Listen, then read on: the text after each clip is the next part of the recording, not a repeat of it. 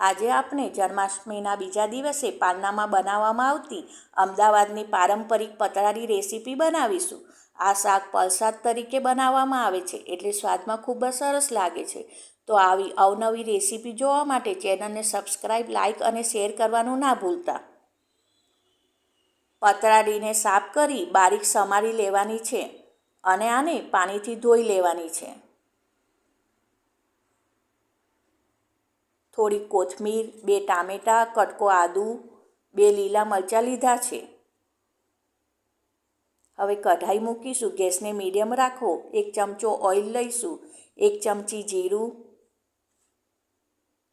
2 લવિંગ, તજ, કાપેલા 2 ટામેટાં ઉમેરીશું અને આને સાતળી લઈશું. કટકો આદું, લીલા મરચાં કટ કરીને લીધા છે, આને સાતળીશું. કોથમીરને કટ કરીને ઉમેરીશું.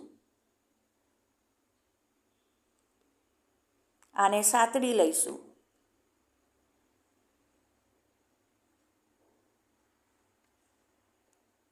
બે ચમચા તલ ઉમેરીશું.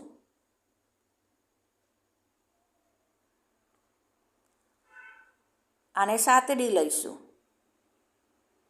હવે ગેસને બંધ કરીશું. ઠંડુ પડે એટલે આની પેસ્ટ બનાવવાની છે.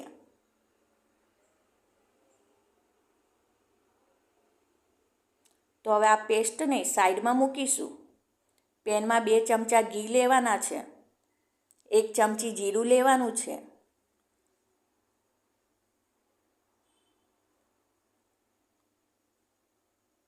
જીરું થઈ જાય એટલે ચપટી હિંગ ઉમેરીશું.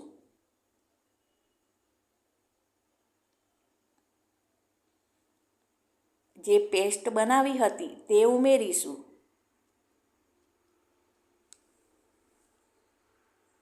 આને પકાવીશું. જ્યાં સુધી તેલ છૂટું પડે ત્યાં સુધી પકાવીશું.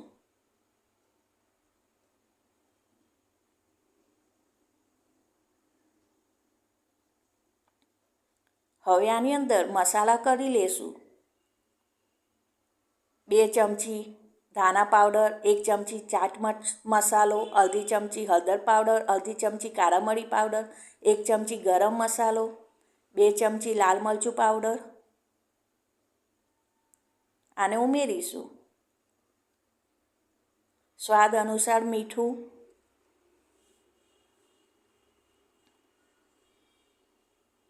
આને હલાવતા રહેવું.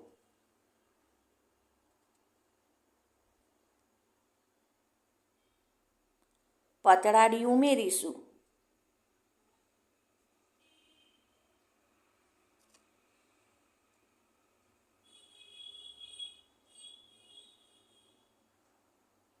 હવે આને મિક્સ કરી લેશું. થોડું પાણી ઉમેરીશું.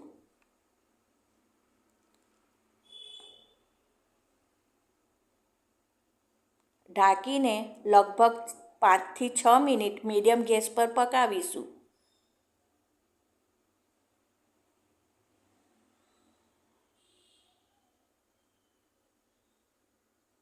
5 થી 6 મિનિટ થઈ ગઈ છે. ખોલીને જોઈશું તો ચડી ગયું છે. હવે આની અંદર અડધું લીંબુ ઉમેરીશું.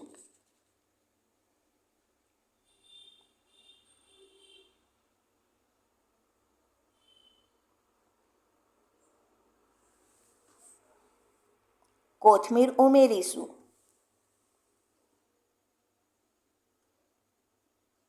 આની અંદર પતરાળીમાં તેલ છૂટું પડી ગયું છે તો પતરાળી તૈયાર છે.